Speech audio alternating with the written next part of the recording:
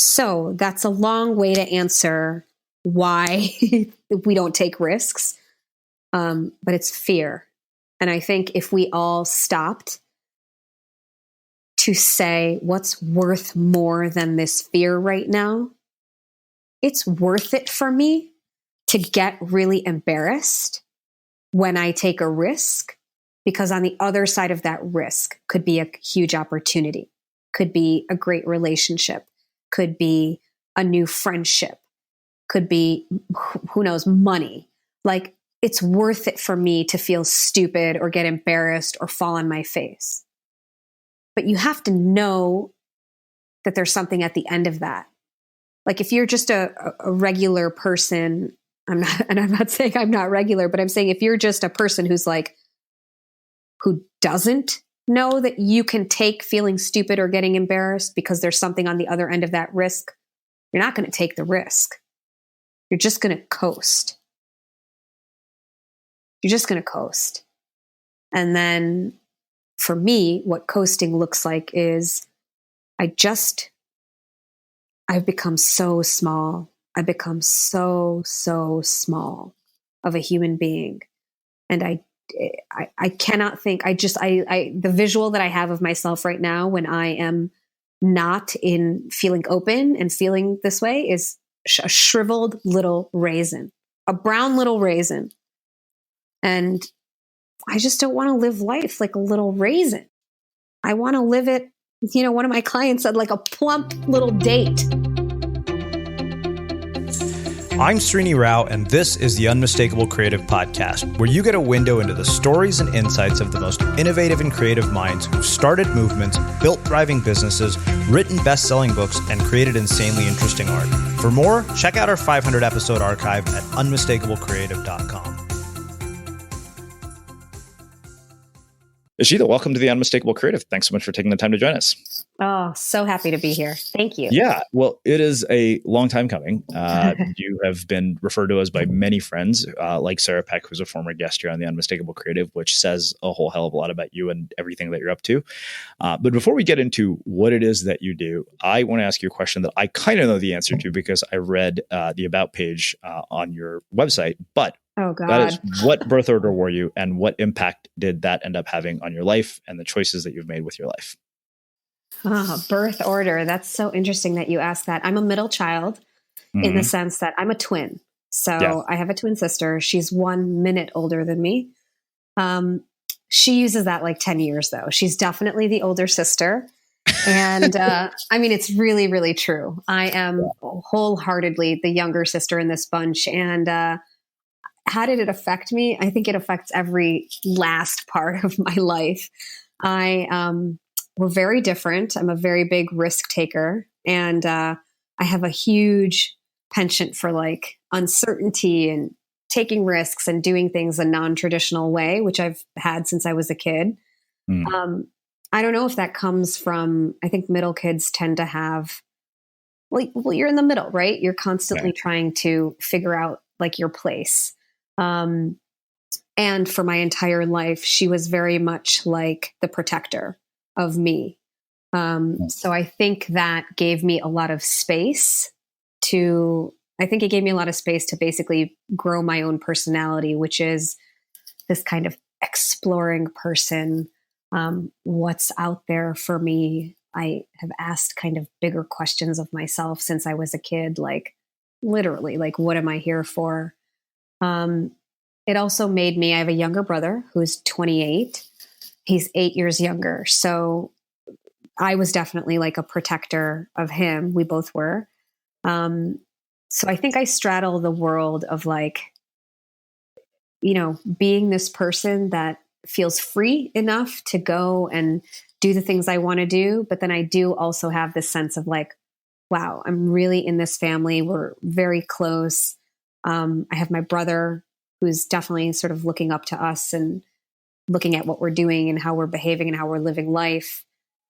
Srini, there's a whole Pandora's box here, about my relationship with my sister and I, and how being a twin has like affected my life as a kid, but then also as an adult in us trying to figure out like who we are as adults, being close as twins, but also being very different. So yeah, I think it's affected me in both good and bad ways. And I'm happy to get into both. Yeah, I would love to hear, actually, but there's no way I was going to. When you knew it. Box, I'm like, yeah, let's keep going. There's a couple things I wonder. So when you say middle child, is the other twin the oldest, or is there another sibling? So there's three of us. There's myself, there's my twin sister, and then I have we have a younger brother. Got it. So, and he is 8 years younger than both my sister and I, and she is 1 minute older. Wow. So we are the classic two people growing up in the exact same environment and responding completely differently. We could not be more different. She's a psychiatrist, an addiction psychiatrist in like the traditional medical sense. She's sort of very straight-laced. She likes systems. Security is a big value for her. I am the opposite. I'm saying a million ums now. I'm hearing it all, but I am literally the exact opposite. I require some structure, but I am always seeking like the outer edges of what feels risky. And for whatever reason, I definitely did pursue medicine. I was groomed that way. Both my parents are doctors. My mom is a pediatric neurologist, and she said, I have a practice for you. Don't worry about it. When you ultimately become a doctor or finish medical school, what have you, you can take over this practice. And I feel really grateful because that's a cool thing to have, it's a cool path. And at the same time, there was something inside of me that was super uncomfortable with just looking at the options that I had in front of me and saying, yes, let me take that route. I didn't know any better. So I did take that route for a few years. So I had to prove to myself that I could get into medical school, to which I did by taking 3 years and taking that godforsaken test, doing worse each time, the MCAT. Mm-hmm. And ultimately, though, I think what got me in was after I finally took that MCAT and I said, listen, I'm just not doing any better on this exam. I did something that was a little unconventional, and I went to the admissions committee. And you're not supposed to do this, but they explicitly state you're not supposed to try to woo the admissions committee. You can't even really talk to them. And I said, F that. I need to have a meeting with this admissions director. I don't know how much, weight she pulls in this whole thing, but I want to meet her. I want to talk to someone face to face. And so I just did. I randomly stalked this admissions counselor, committee person. And I just went in one day and I just followed her to her office and I brought donuts. And I said, listen, Kathy, I'm here. I'm applying to this thing, but I just want to talk to you. And we ended up having a really cool conversation. I mean, we talked about things like, I don't even know, like fair trade and the outfit she was wearing, and just had a little chit chat. And that was fine. It's not like I got in that same day, but I left feeling like, okay, at least I've shown someone who I really am. I'm not just this whack ass test score. Oh, sorry, I'm cussing. It's fine. Okay. And so, a week or two later, I ended up getting an admissions letter to get into that med school, which was Michigan State University. And I thought to myself, this is so interesting. Like, what? Why did I get in now? And it was just a testament to me. It was like a little notch on this little belt that I had of questions of life. Like, what is possible? And something that I learned that day was just things are not always as they seem. Systems are there. Rules are there. Everybody tells you not to do something. But what's the harm? I didn't kill anyone by going to do this. And I did it. And here, I ended up getting in. I don't know if I can correlate it exactly, but I really do feel like sometimes things are there and sometimes you can break the rules and it's okay. And so it was just like a little thing for me to say, things aren't as they seem. So just trust yourself. So I just sat on that acceptance for a year, because then I got scared. I was like, shit, now I got in. Now what do I do? And then I did a bunch of different things. I taught, what did I do? I taught English to immigrants, which I really loved. I worked with kids that had autism. And I really learned from that I'm really great with kids, but that I really like short-term results also. Like with kids that have autism, you tend to see like progress after 3 months or 6 months or 9 months, because it takes time to build in that habit. And so I think knowing what you don't want or what you don't like is just as important as knowing what you do like. And so I learned things about myself by exploring different things. I taught art to kids after school. I ran an after school program in parts of Detroit that were underserved. And it was like a startup culture. And so I had a lot of responsibility. I took care of one of my aunts who my dad has a sister who is mentally and physically handicapped. She's lived with us for as long as I can remember, like 25 years at the time. And if there's anything that also has really defined who I am and like my internal constitution, it's Rani Auntie, who's my dad's sister. It's her living with us for like as long as I can remember as a kid. And so I was her sole caretaker for a year. It was the hardest year of my life. It was like everything, everything from, basic hygiene to helping her eat and helping her walk. And it was extremely, extremely hard. And so I gave myself a variety of experiences during that year where I deferred med school. And now I've totally forgotten my thread or what your question even was. So please direct me. I think you're right on the right track. I think what is interesting to me about this is, despite being the child of two Indian parents and having a sister who turned out very differently in the same environment, something that I relate to more than you could possibly imagine, given that my sister is a doctor as well. I wonder, what is it about you think that just instilled this sort of risk-taking capacity, despite the fact that you were in this environment? Meaning, how in the world, despite the environment, did you end up, where you're at? And also, what are the kinds of things your parents told you about your career choices in your life while you're growing up? Wow, those are good questions. I am I'll disclaimer the shit out of this before I say it. I'm extremely grateful for my parents. They paid for college for me, it gave me a lot of freedom of choice. I think part of my risk taking comes from the fact that I didn't have to figure out how to survive and get a job and pay for school and do all of the things that a lot of people do have to do in their families. And so I had that freedom and I'm tremendously grateful to it. I think that's one real post that I can stand on to say why I ended up where I am. And the other side of that coin is that I wasn't presented with anything. I was only presented with, like, why the hell are you not taking this admissions to medical school? Like, the fact that I deferred drove people insane. And when I actually relinquished my acceptance, they just could not understand it. It was like I had done, I don't know what. And quite frankly, my parents, being as financially and like physically supportive, emotionally were not really there. It was like very critical, kind of like, what are you doing? We were never really encouraged to trust ourselves.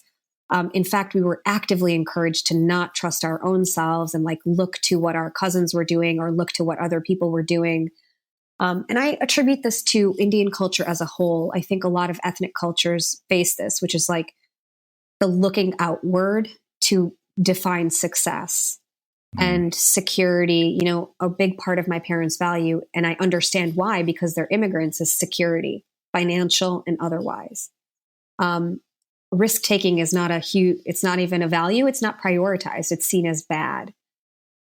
So I get why pretty much all of my decisions that I've ever made in life have been confronting, but that in particular, the professional decision to like move away from this system of medicine was really mind-boggling to them. But they'd been going through it with me for a while, because even as a kid, I brought home the book Parents of the Homosexual when I was like a teenager, just to see. I was a big pain, actually. I put it on the back of the toilet and I was like, I just wanted to see what would happen. And of course they just were like, what are you doing? Who are you? Like, what are you doing? And I did it because my brother was in the Boy Scouts and I was pissed that they weren't open to young gay boys. And so they'd known that I was sort of had this streak in me. And I definitely am not the type to say, oh, you told me no, I'll prove you wrong.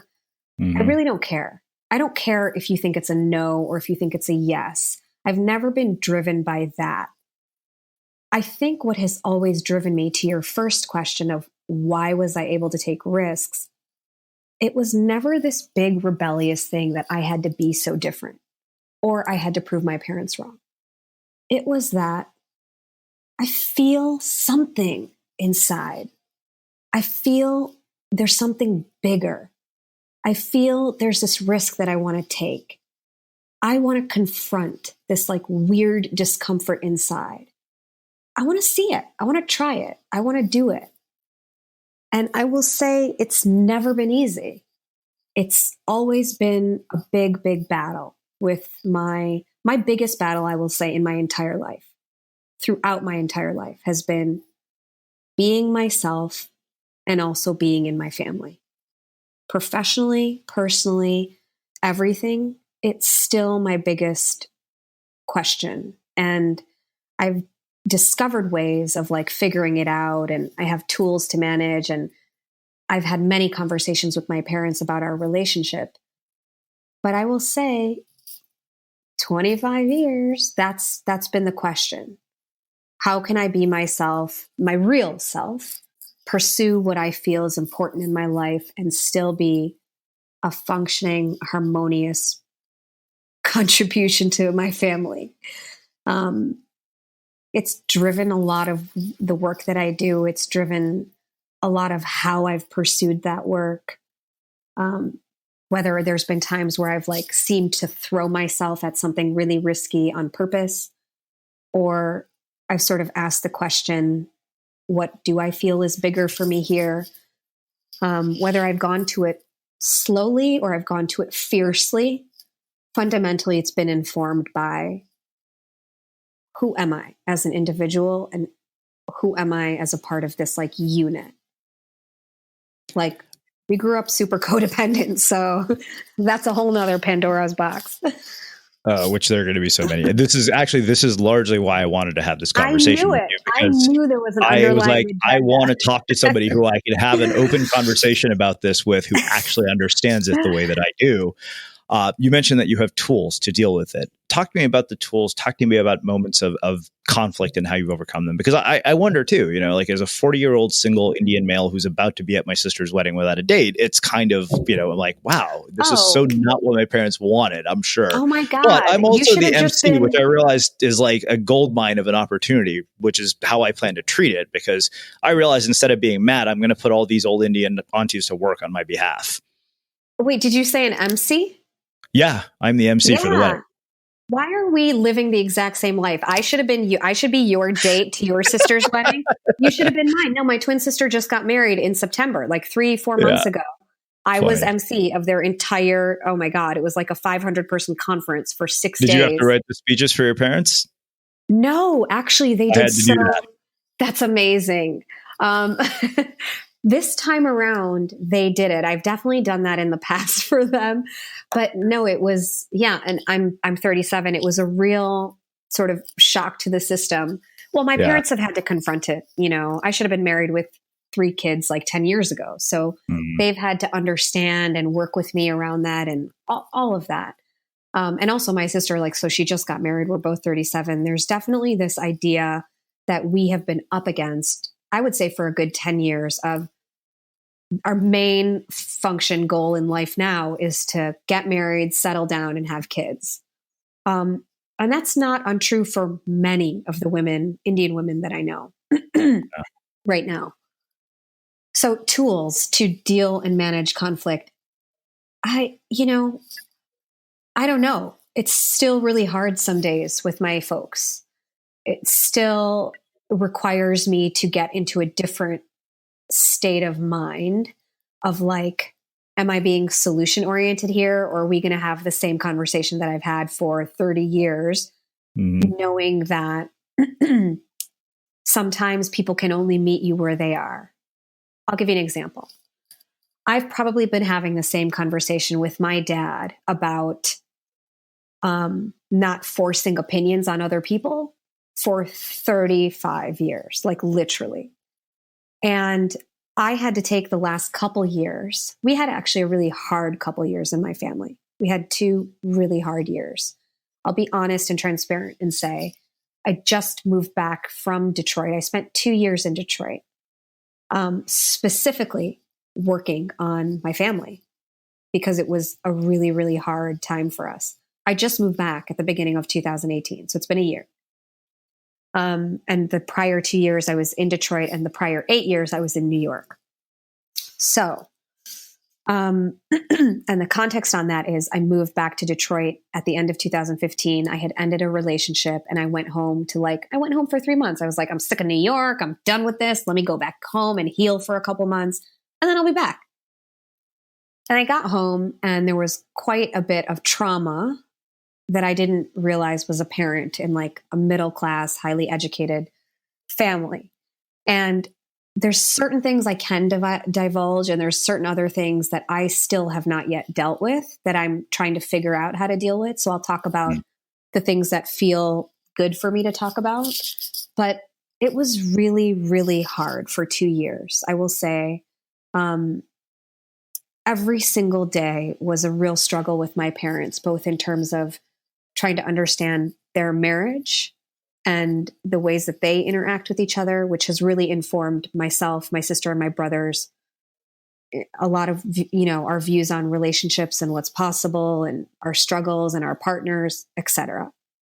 And trying to help my mom, who's a doctor, figure out like her practice and figure out her health, and all of the ways that all of that can go wrong. Like for 2 years, I spent a lot of time trying and pushing to create harmony and figure out, I'll put it in quotes, family issues, to not much avail. So what I can say, like our question originally started with tools and ways to manage conflict. And what I'll say is, after 35 years, or so maybe 30 years, really 30 years, I'm 37 now, of trying different ways to figure out my parents, to meet them halfway, to get them to really understand who I am, to not seek their approval, to stop all the judging, to feel loved by them. Like all of these things, I'm finally come to realize, man, I got to give it to myself. Like there's a lot of things that I'm seeking and have sought from them that it's just not available. I don't know if that makes sense. Like, oh yeah, the capacity isn't there, not because they're not deep or conscious people, but because I'm 37 and they're 66 or 67 and they're immigrants. And there's just so many different layers of us just having fundamental differences that it doesn't make sense to seek it all from them.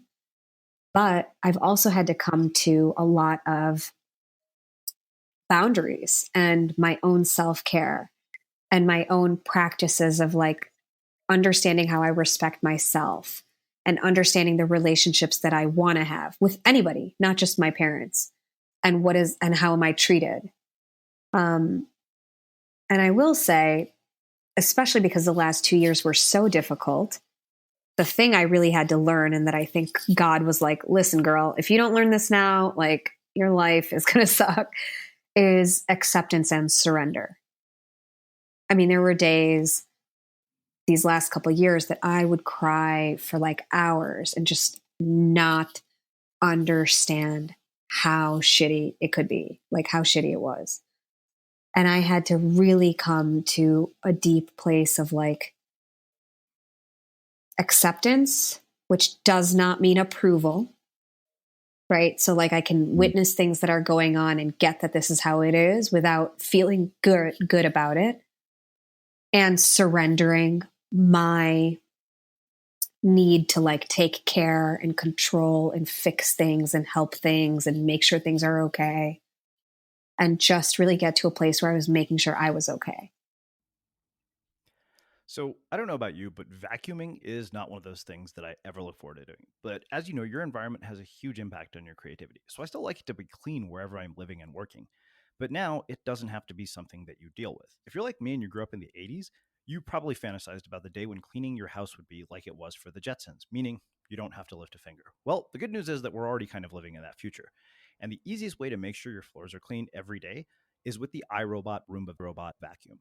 It cleans up after itself. The Clean Base automatic dirt disposal takes convenience to a new level, automatically empties its own bin into an allergen lock bag that holds 60 days of debris and traps 99% of pollen, mold, and dust mites, so you can forget about vacuuming for months at a time. Let the Roomba clean for you instead. It learns your home, finds dirt, and empties itself on its own. It's got powerful cleaning performance made effortless. Remember, if it's not from iRobot, it's not a Roomba. To learn more, go to irobot.com/unmistakable. So I touched on so many different probably things. Like I don't even know what I'm saying. I feel like it's kind of really unfair that you have to catch this train at 7, because I feel like this deserves to be a much lengthier conversation. Let's keep rolling. We'll Keep rolling and see. All right. So many things come from this. Like I said, I think part of why I really wanted to have this conversation was because I hadn't been able to have it with somebody who had a very similar experience to me. On the idea of surrender and acceptance, I think that one of the things that's really interesting about that idea is suddenly the people in your life become a lot less of a pain in the ass. And where I started to see this was when I was thinking about this wedding, where I realized I was like, I'm going to be asked over and over and over when I'm getting married, and It's at my sister's wedding. You got to have a prepped answer. You have to have. I got a prepped. No. I have a prepped solution that's going to work to my benefit. I'll tell you what it is. I want to hear it, and I'll tell you mine too. Okay. So I realized, I was like, you know what? I was like, instead of making these people annoying, it's time I made them helpful. So when I get up on stage to give my speech, I'm going to say, for all of you who want to know when I'm getting married, you can text profiles, pictures, and other relevant information to me at my phone number. And I'll be expecting a progress report at the end of the day, Monday. For whichever one of you succeeds, you'll get an invite to my wedding. Oh, that's a good one. That's good. Yeah. Might as well put them to work. Totally. Let's get these people. Let's use them. Exactly. You have a qualified sales force who's expressed interest in a job. It would be stupid not to hire them. Expressed interest. They would happily do it. They would spend their whole day doing it. Exactly. So why worry about this when I can have an army of people doing my bidding for me? Yes, I agree. I think you should set up a shadi.com profile too. And I think they should be doing all the vetting for you. Yeah. Anyways, so that aside, you've said so much in just, what you were telling me in terms of surrender and acceptance. One thing that has struck me throughout our conversation is the sort of penchant you have for risk taking, for, challenging what the world looks like and not accepting things the way they are. Why do you think people lose that as they get older? Why do I think people lose risk taking and just the tendency to want to explore as they get older? I think it's all fear. I think it's literally the voices in our heads from our parents, from our siblings, from our schools that tell us, well, all those people are already fear-based. Society is fundamentally afraid of everything. So if all the voices in your heads are coming from this layer of society, everything is going to be so scary. It's scary to take a risk. It's scary to speak up. It's scary to, and by the way, I've been scared. I'm still scared all the time to do these things. But I think it's kind of that muscle is, what's the word? If we're not using that muscle, then it's going to leave. And literally no one in society is asking us to exercise that muscle. We're always, always asked to do the thing that fits in. That has been my entire life, is how can you fit in better or look like this person or go on this path of success? And that's why I think for me, it's always felt so fundamentally wrong because I can't hide who I really am. Like I am, for all intents and purposes, a weird, quirky, strange kind of human being. I like different things. It's very hard for me to hide that, which is why it's always been very hard for me to like say yes when someone tells me to follow this system or to look like everyone else. It's fundamental. I have to do the opposite of what I would normally do. So I think it's just literally like smashed out of us, stomped out of us, like truly stomped. And then I think we get used to it. I don't think as humans we like to, it's not comfortable to get out of our box, or it takes so much effort to even break one bad habit. Like if I could stop eating sugar, like my whole life would improve 1,000%. And I don't know about that, but it's true. If you stop eating sugar, your life, I stopped for 45 days and it was like an amazing experience. And yet it's so hard for me to even do that. Like, of course, this muscle that I've been practicing for 37 years of not speaking, of not fitting in, of doing this is going to be extra hard. And who's signing up for extra hard on a Monday morning? We're all signing up for like, please give me the easiest thing possible. But what I found is I have a really shitty life when I don't have meaning. When I don't have meaning. And I lose meaning really fast when I'm on someone else's path or when I'm just asked to follow a system. I really cannot even see a point to doing it. So the meaning for me is sucked out. And then I literally just want to combust into a ball and die. Like there's nothing worse for me. It feels so, so bad. So the only thing that I've realized for myself that I've had to do, and I have had to practice, like this isn't easy, I've had to really practice it, is to regenerate meaning for myself over and over and over and over. Every day, every moment of every day. I mean, you lose meaning from 10 a.m. to 3 p.m. By 3 p.m., your brain is like in a different zone, whatever. I've had to learn to constantly regenerate meaning. What is going to give me meaning? What is going to make me feel like I'm challenging myself? What is going to make me feel like doing this next thing is worth it to me? So that's a long way to answer why we don't take risks. But it's fear. And I think if we all stopped to say what's worth more than this fear right now, it's worth it for me to get really embarrassed when I take a risk, because on the other side of that risk could be a huge opportunity, could be a great relationship, could be a new friendship, could be, who knows, money. Like it's worth it for me to feel stupid or get embarrassed or fall on my face. But you have to know that there's something at the end of that. Like if you're just a regular person, I'm not saying I'm not regular, but I'm saying if you're just a person who doesn't know that you can take feeling stupid or getting embarrassed because there's something on the other end of that risk, you're not going to take the risk. You're just going to coast. You're just going to coast. And then for me, what coasting looks like is I've become so small. I've become so, so small of a human being. And I cannot think, the visual that I have of myself right now when I am not in feeling open and feeling this way is a shriveled little raisin, a brown little raisin. And I just don't want to live life like a little raisin. I want to live it, one of my clients said, like a plump little date. And that's the insane answer that I have for you there. Oh, these are so good. There was something you said about parents earlier, which really kind of centered around this idea of approval and love and validation. Oh, God. And you kind of arrived at this conclusion of you really have to, get that from yourself. And Yeah. I came to the same conclusion when I realized I was like, wow, I'm like, my dad probably is not going to read my books, despite the fact that he's a college professor, because he just doesn't read books, which is as weird as you could possibly think for somebody who's an academic. Yeah. And I made my peace with that at some point. I was like, okay, you know what? Not a big deal. Like, this is, not the end of the world. But more importantly, I wonder, one, why do you think people seek so much validation from outside of themselves? What is the role that the world that we live in, where we can be constantly externally validated by people we don't even know, playing in all of this? And how do you make that shift from external to internal, which I realize there's no way we're going to finish this conversation in an hour. We're totally not going to finish this in an hour. We'll break it up into two parts. For those of you listening, there'll be a two-parter to here. be continued. I'm going to start with the second part of your question because now I've forgotten the first part.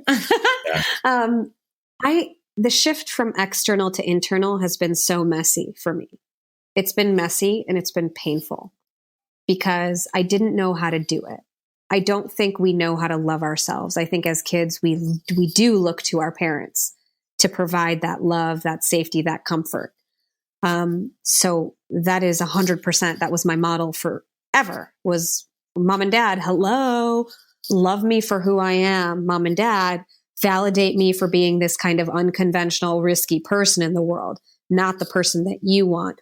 Hello, don't you see? I've written this magazine and done this thing and this and thing. Can't you acknowledge that instead of always wanting me to get married?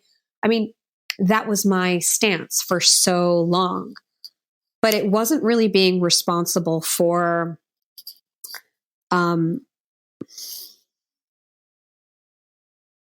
I don't know what it wasn't being responsible for, but it wasn't the full picture is what I can say. I actually did. I hired a self-love coach for 2 years, straight up and down. She's amazing. I hired her at the end of 2015, when I was going through the end of a relationship and I was moving from New York to Detroit, and I straight up needed help. I just wanted support. And Renee is her name, is the queen of self-love. And self-love sounds like the cheesiest thing ever, but I will say it's not a soft skill at all. It's the hardest skill. It's a hard motherfucking skill.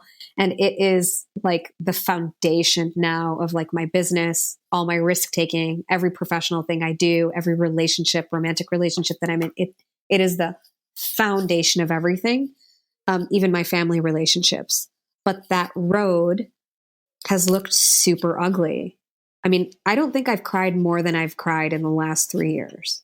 I have lived inside of tears. And I'm not saying that oh, feel bad. I'm saying that because that is the honest to goodness truth, is that the journey is tough, even when things look good. And I think having help for that is important. So Renee could handle the ugliest stuff with my parents. I would go to her and I would say, I just do not know this answer. I love them, but I cannot survive in this dynamic.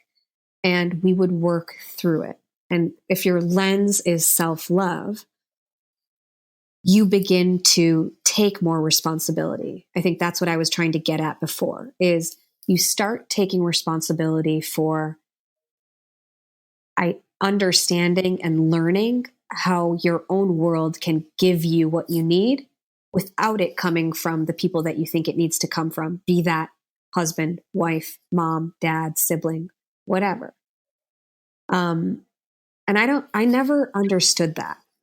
I knew it. I've always had a high degree of belief in myself and a belief in God, for real. I really do have a strong faith, and that's really helped me. But that self-love journey was step by step, screwing it up, not setting a boundary, pulling back and realizing what I needed. Let's say a conversation with my mom or my dad, and being never doing that again. I'll tell you one interesting thing is, whenever I start feeling bad, sad, lonely, uncomfortable, the first person I want to call is my mom. And that's been true forever. But what I've had to learn in like the last 3-4 years is I actually don't get what I need from my mom. And not in like a bad way. She's not providing for me. My mom loves me like, whoa, I know she does. But I've had to learn how to source myself, because the kind of love that I want, that sort of unconditional, like what it does feel like is my grandmother's love. So my grandmother was the one person in my life who I was like obsessed with since I was little. And there's people who you're in relationships and family relationships with where they love you. But then there's relationships where you feel loved. And that relationship with my grandmother is sort of the totem, or whatever that word is, that I hold up to like how I want to feel when I feel loved. And I just tried to give myself that kind of love. And it was messy. I had to learn how to do that. Like every single time I had to talk to myself. I had to talk to the little girl inside that had like a lot of anger and a lot of grief and a lot of straight up rage. I wanted to deck my family and my parents for most of my life. And I remember we were on a family vacation to Puerto Rico 3 years ago. So it was at the height of like, not really great times. And I remember it was like a boat, or it was, I don't know. I don't remember exactly where we were, but I had to excuse myself because I was getting really uncomfortable with the dynamics that were happening, super codependent dynamics. And I had to like take myself away and talk to my inner child. Sounds like the cheesiest thing on the planet. And it's like so powerful for me. And I was like, listen, I'm here for you. I know what you need, because I do know what I need. You know what you need. I think we all know what we need in some ways. It's just, we've been looking for it from all these other people and like their versions of what that love looks like.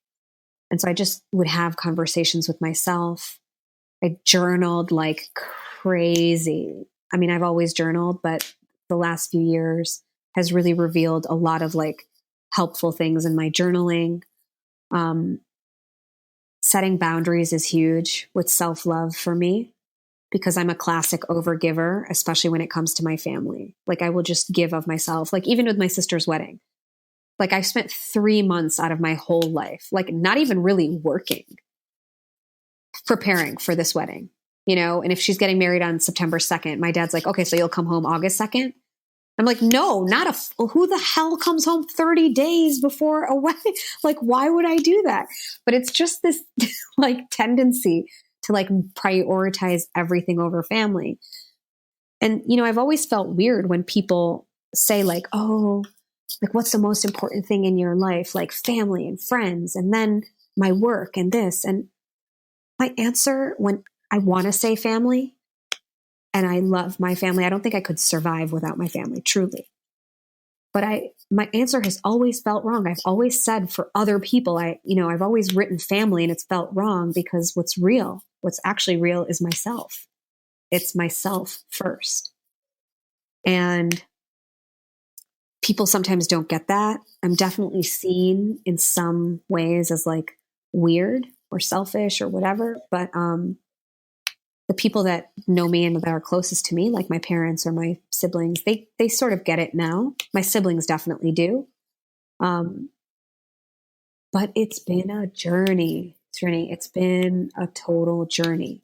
And it's like 2 steps forward, 1 step back. And right now we're in a good holding ground because I also think when you move away, there's obviously less, like being in Detroit was definitely like an incubator, because I was there. But right now we're in a good space because I'm setting boundaries and because I'm really aware of self-love thing. But it's always 2 steps forward and 1 step back. I think it will be pretty much for the rest of my life. And, as I keep working and managing my tools. So I think that you teed up my next question kind of perfectly, because you have mentioned boundaries over and over and over throughout our conversation. Yeah. And the reason it struck me in particular was I was having actually a dinner with one of our podcast listeners in India when I was there recently. And we were talking about relationships, and I talked about the dating coaches I'd hired and the therapists I'd seen and all the sort of work that I had done. And she said, from all these people that you've interviewed, the books that you've read, dating coaches and therapy, what's the most important thing you've learned about relationships? Mm-hmm. And in that moment, until that moment, I didn't know what it was. And I said, you know what? I said, now that you've asked me, I know what it is. It is a lack of boundaries. That is the common pattern between every relationship that's been a complete disaster, because of the fact that I was raised in a situation where we were taught that it wasn't okay to have boundaries. Right. And I really wonder, how you go from being a person who didn't have boundaries to one who does. That's such a crazy question. I don't think I'm a person who has rock solid boundaries even right now. There's a wonderful woman named Melody Beattie, Beattie. She is the queen bee of boundaries. She's got books called Codependent No More, Language of Letting Go. There's like 7 books of hers that I read at a time. And, I had to learn and I had to understand what codependency was and what boundaries were. I just did not know.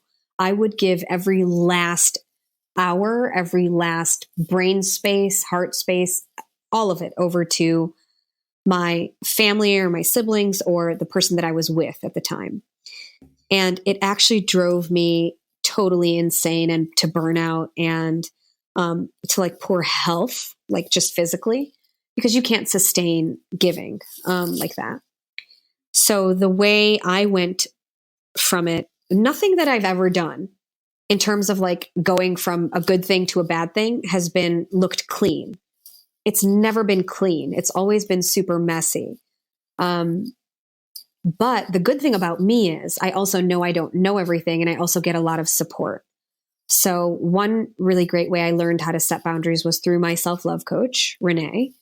And she is literally like a boundary ninja. And she literally taught me how to set boundaries here and with this person. And maybe I could set it up this way in this structure. I'm still working on it in some relationships. I still haven't set boundaries in some relationships, but I've set a lot of different ones in others. So I think if you're out there if you're an overgiver or you grew up in a codependent family or there's some type of like dysfunction there, and that doesn't have to look like crazy, like abuse or something super negligent. It can just look like some kind of dysfunction that feels traumatic for you. I really recommend, number one, getting someone who's done it and getting support. I think reading Melody Beattie I read Codependent No More last night, Srini. I read it last night. I read it over and over and over again. 3 of her books are by my bedside on my nightside table. And then it's messy when you're practicing in real life. So like if I'm setting a boundary, I know I'm going to get scared before I do it. I know it's going to be harder with some personalities than with others. And sometimes it totally backfires. That's what I was going to ask you next is what happened? How do you Jesus. deal with that backfires? Because I know like my litmus test for boundaries is my mother, and like 98% of the time it's a losing battle. Like that's I'm a hard one to start with, Srini. Yeah, I know. That's probably like, that's a bit like trying to take down the United States in war or something. You gotta start with like your mailman or something. Yeah. No, fair. That I can't starting with my parents. Setting boundaries is the hardest thing ever. Yeah. I have made a lot of progress with my siblings. I like to say about my siblings that we can go all the way. Like we can really make progress together because we're of the same generation and we get that emotional health and mental health is super important. Like my parents don't give a shit about mental health. They're like, why do you kids have so many different questions? Which is really strange because they're doctors, and your sister's a psychiatrist of all people, you would think. My sister gets it, but I don't think it's strange at all. I don't think our parents, and maybe I can't speak for yours. Yeah. My parents did not have the space to ask existential questions. Mine either. They didn't have so many different career choices. Their parents they literally didn't have super strong emotional connections with their parents. My parents moved from Africa at very young ages, and then they moved to India to do med school, and then they moved to America, where no one except some of their siblings were mental health, emotional health, relationships with your parents, figuring out how to speak to each other, boundaries. They cannot understand. My parents cannot, for the life of them, understand how they had 3 emotional kids. I mean, it makes perfect sense to me because in this lifetime, I think you come into a family to literally work on this stuff. So I believe I conjured my family in order to learn these lessons. But my mom, her constant phrase is I don't understand why you're so emotional, and it's that thing, she has I've given her the book Codependent No More. I've tried to have family meetings about sitting down. We all had intervention. Oh, I can only imagine how this has all gone down. I'm just imagining this in my head and it sounds comical. It's so bad. It's backfired. The amount of things that have backfired on me and that have ended in me just weeping are so many, I can't even count. I have spent more time in my car driving around Detroit crying than I have actually making good progress with my parents. But, the only thing I can say about that is it teaches me also that this is where acceptance and surrender comes in. If I have done everything to try to meet someone where they are, and if we've tried to really get each other, I mean, sometimes I'll talk to my dad and he'll say, oh, is this an emotional conversation? And I'll say, yeah. And he's okay, because, I don't know how much I can take, which is huge progress, right? Now he understands that if his daughters want to have an emotional conversation, it's going to take a lot of his bandwidth. And he doesn't actually know. He doesn't know how to have an emotional conversation. So I'll say, Dad, I feel upset about this. And he'll actually say, I don't understand what you just said. And it's that's huge progress for us because before it's a shitstorm. And so I think I might never get to the point where I feel fully understood by my parents or that we're all in quote unquote harmony. But I am trying to look at things more net. If my dad calls and he's it's so cold outside and you need to be wearing your coat. And my mom is please text me when you get home, even though I'm literally thousands of miles away and I could leave at 2 a.m. and she would not know. Right. Mm-hmm. I have sort of been all right, I kind of just, I got to just pick my battles. I get this is how they're showing their love and whatever. I can get to where I need to go with my siblings. And if we can't get there, with my siblings, then it becomes hey, we need to look at this. But if I can't get all the way there with my parents right now, who the fuck cares? I know I'm starting to learn how to love myself. I'm getting on with my life. It becomes all that seeking from them becomes less important. When I grasp and seek and want to feel so validated by them, that's when shit hits the fan and I hold really strongly to why don't you understand me? Or why can't you just, I think that's been a really big learning for me. Thank you for listening to this episode of the Unmistakable Creative Podcast. While you were listening, were there any moments you found fascinating, inspiring, instructive, maybe even heartwarming? Can you think of anyone, a friend or a family member who would appreciate this moment? If so, take a second and share today's episode with that one person because good ideas and messages are meant to be shared.